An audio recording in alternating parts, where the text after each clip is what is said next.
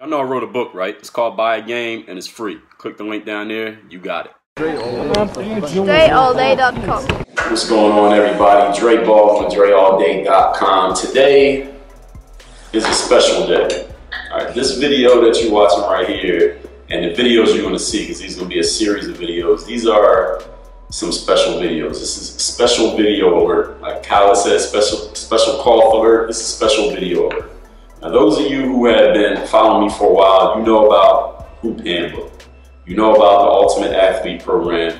You know about the Position of Power. If you've been following me here on YouTube for a while, then you know about my off-court training. You know about the workouts I did off the court. As many athletes ask me about, Dre, hey, how do I get ripped? How can I get, six-pack abs? Or how can I get in the kind of physical shape that you're in, Dre? When y'all see me working out on the field and doing running and all that stuff, people ask me about that. How do you get in that shape? But any of you who have seen those videos, you already know the person who's sitting to my right now. You already know who this is because you've seen her in videos before. If you own this program called the Ultimate Athlete, not the Position of Power, but the Ultimate Athlete, and the program, the sister program called Position of Power, which we are sending to press as we speak. Right now, that book is going to press. We don't have a physical copy yet, but if you own this, not the old version, well, if you own the old version or the new version, this is the new version of the Ultimate Athlete, then that means you use the program designed by this woman right here. Now, this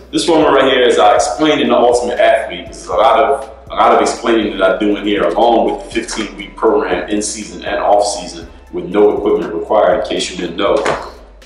We met in 2010 or 2009, I don't know, I think it was 2010 in South Beach.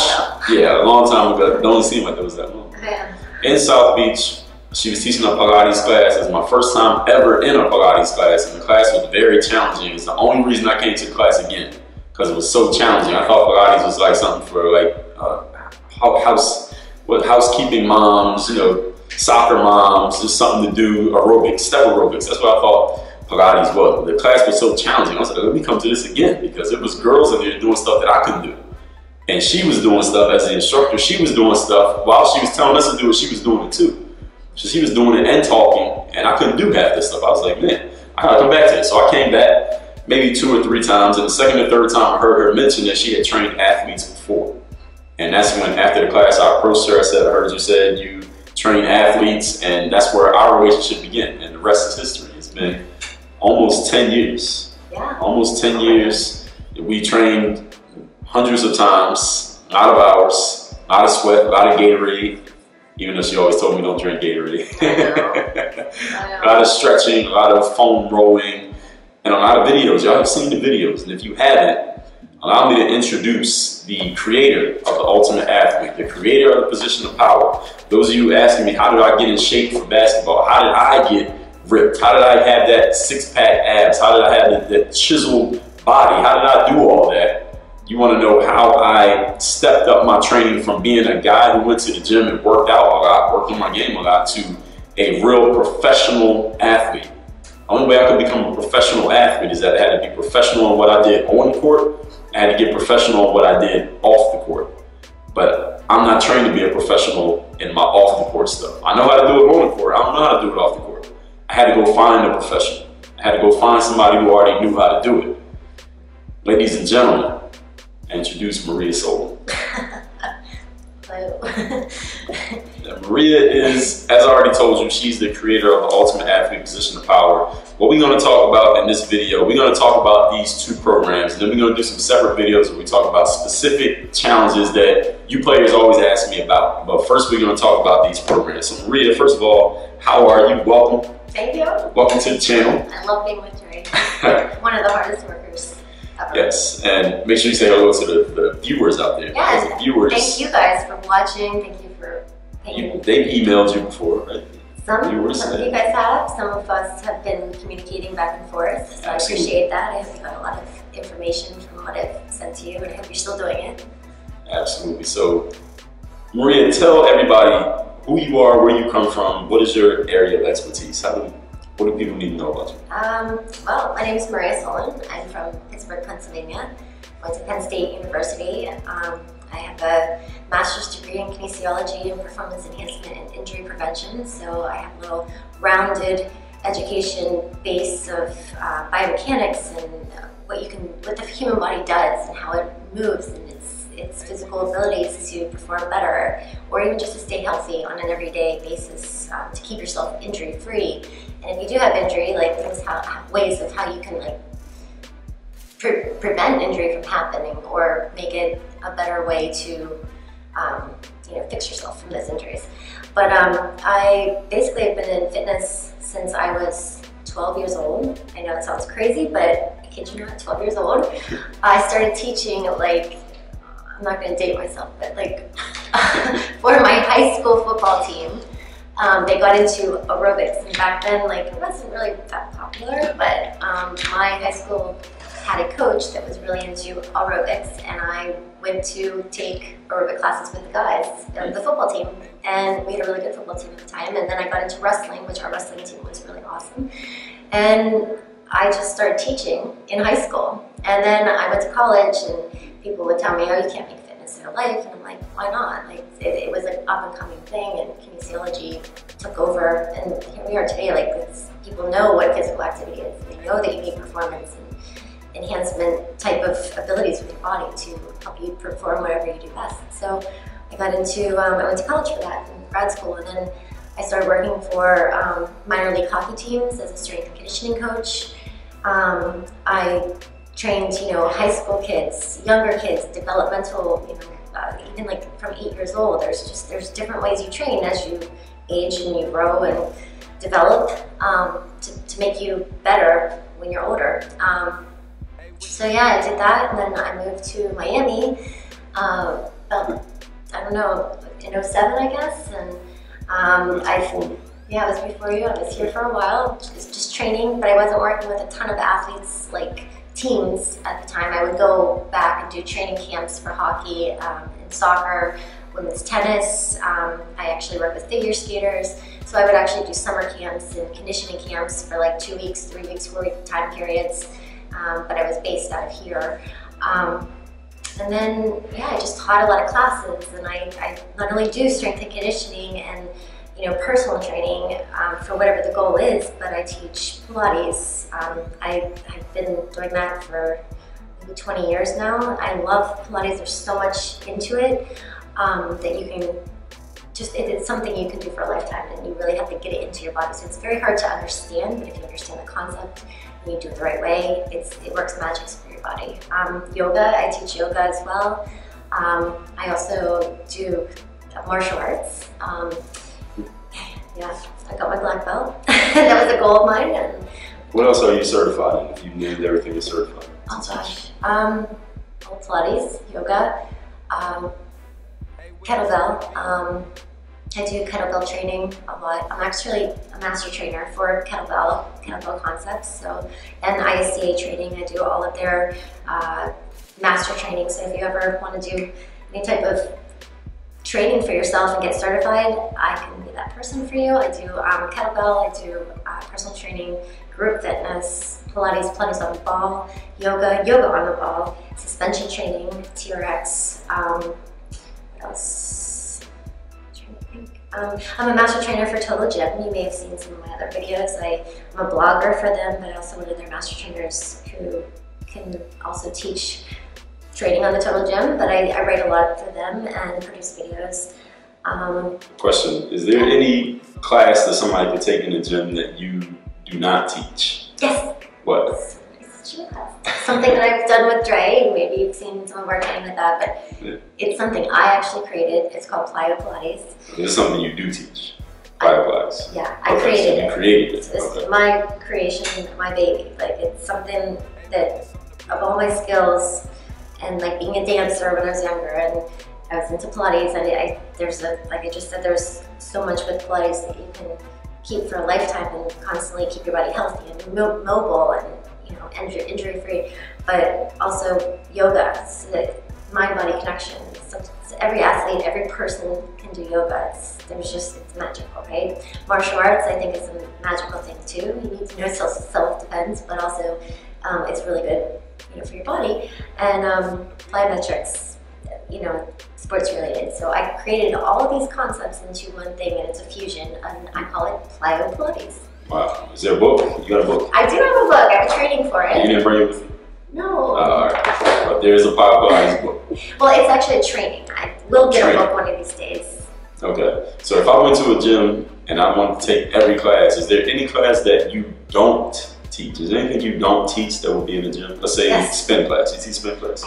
Okay, I am certified in spin. Okay. I do not like spinning. This is me personally. And I know it's wonderful for many of you, and I think it's great. It's great for men. It's a great cardio. It's awesome. I just am so spun out. I used to teach it way too many times, and I'm just over it. So you're certified in spin? I am certified. I forget what I'm certified in. Cross core. I'm trying to think about body blade. Body blade, I remember that. Body blade. Okay, so you could teach a yoga class? Yes. You could teach a Pilates? Yeah.